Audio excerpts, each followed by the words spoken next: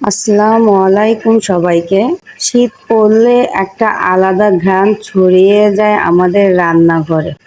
তাই আজ আমার রান্নাঘরে হবে শীতের সবজি সিম আলুর ভাজি। তো চলুন কথা আর না বাড়িয়ে রান্নাতেই চলে যাই।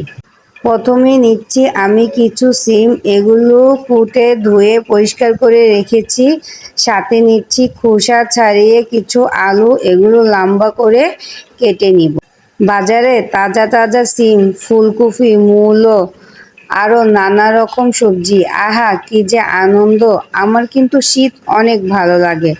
আপনাদের কার কার শীত ভালো লাগে অবশ্যই কমেন্ট করে জানাবেন। চুলায় কড়াইয়া বসিয়ে তাতে সয়াবিন তেল দিয়ে দিয়েছিলাম। যখন তেলটা গরম হয়ে এসেছে এখানে দিয়ে দিব কিছু পেঁয়াজ কুচি আর সাথে দিব কিছু রসুন কুচি। তারপর এটাকে একটু ভেজে নিব যতক্ষণ পর্যন্ত পেঁয়াজ আর রসুনটা বাদামি কালার হয়ে না আসছে। যখন পেঁয়াজ আর রসুনটা বাদামি কালার হয়ে আসবে তখন আলু আর সিমের মিশ্রণটা দিয়ে দিব।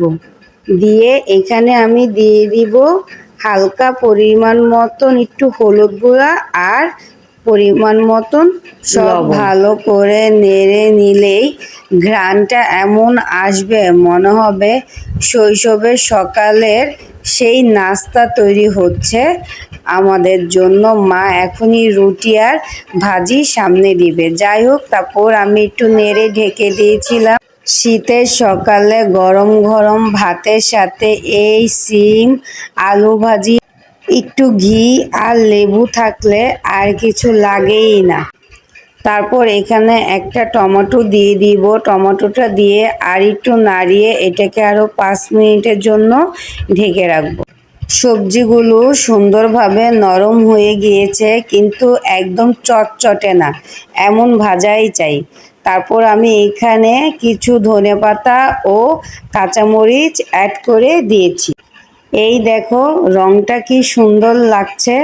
চুলা কিন্তু অফ করে রেখেছি, এবার নামিয়ে নিব। আর ঘর জুড়ে একদম শীতের সকালের মতন সুবাস। এই রকম সাদা শীতে রান্নাতেই তো আসল সুখ, তাই না? তোমরা কেমন করে শীতের সবজি রান্না করো কমেন্ট করে জানিও। ভিডিওটা ভালো লাগলে লাইক, শেয়ার আর সাবস্ক্রাইব করতে ভুলো না।